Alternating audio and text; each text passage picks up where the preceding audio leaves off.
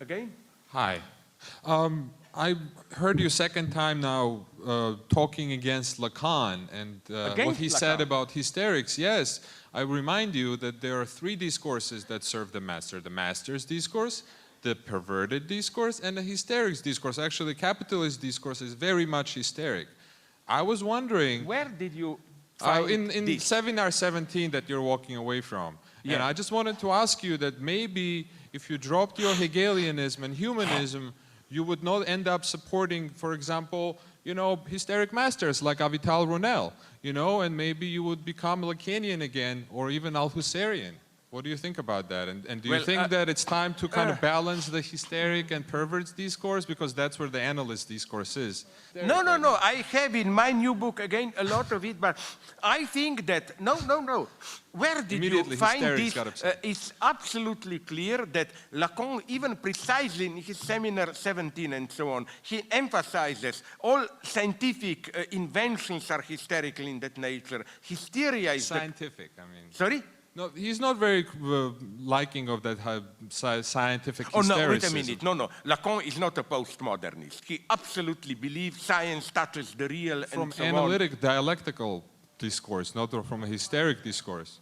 No, okay. I would love to enter this, but nonetheless, again, what is absolutely clear in Lacan, which is for you then the good discourse, the analyst discourse? Analyst, yes.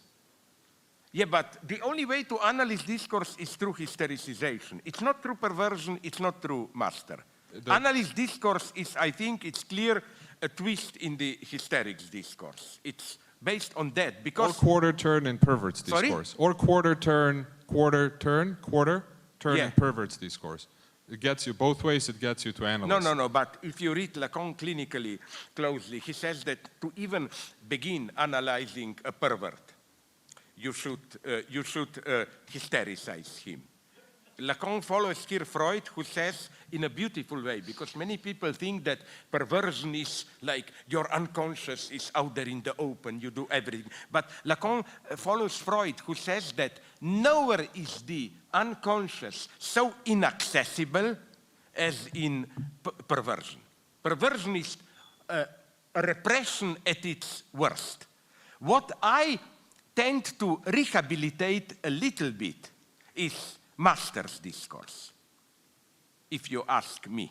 I think that today, to horrify you again, and Lacan was aware of this, we need a new figure of a master. And master is not, don't confuse master with the one who knows better what is good for us and so on. Master is for me the enabling master. A true master does not tell you what you want. A true master, I'm aware of all Mao's horrors, but you know, when Mao says, yes, you have the right to rebel, that's a true gesture of the master. The master's message is, yes, you can do it.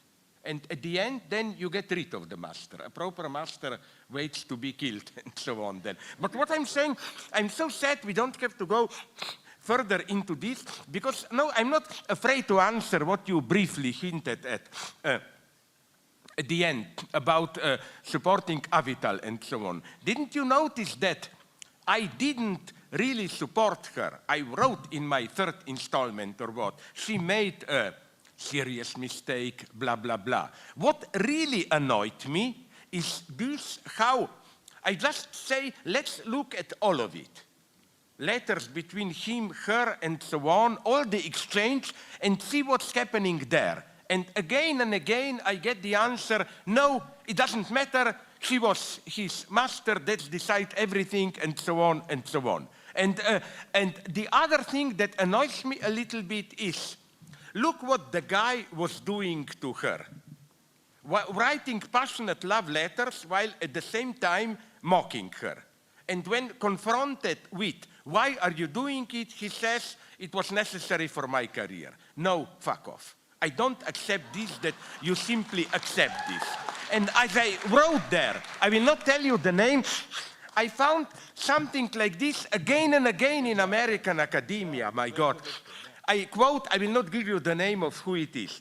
Once I had a debate with a feminist, not even feminist, gender theorist, who attacked me in the usual way. You Lacanians are part of the ruling patriarchal discourse where we are the truly subversive. I told him, look at all the posts of strong academic power that you hold. Show me one Lacanian in the United States who has some serious academic power. The answer of this guy was Drusilla Cornell. Then I said, listen, but because at that point I was at a certain conference when Drusilla Cornell ferociously attacked Lacan from Derridean standpoint. I said, but Drusilla Cornell, I appreciate her, but she's openly Derridean, attacking Lacan. And the reply was, no, it doesn't mean anything, she just has to do this for her career. Okay, the first irony was how, first the claim is that we Lacanians are establishment, and then you have to pretend to be a Derridean. You sound like a Derridean with your hysteric discourse. Sorry? You sound like a Derridean yourself. Derridean? No, I think that Derrida is a perfect university discourse, because this is the basic, this is what I reproach deconstruction with. The work is never done. Analyze more, go on, go on. What I like in Lacan is precisely the idea analysis is not an infinite process. At a certain point you say, stop, it's over. It's finite. It's not this infinite. You know, also in the interpretation of the works of art, I hate this professional, oh, Joyce, you can read it for hundreds of years, and so on and so on. That's why I hate Joyce and I prefer Beckett, but that's another story. I mean, I would very much like to go. I'm sorry. Okay.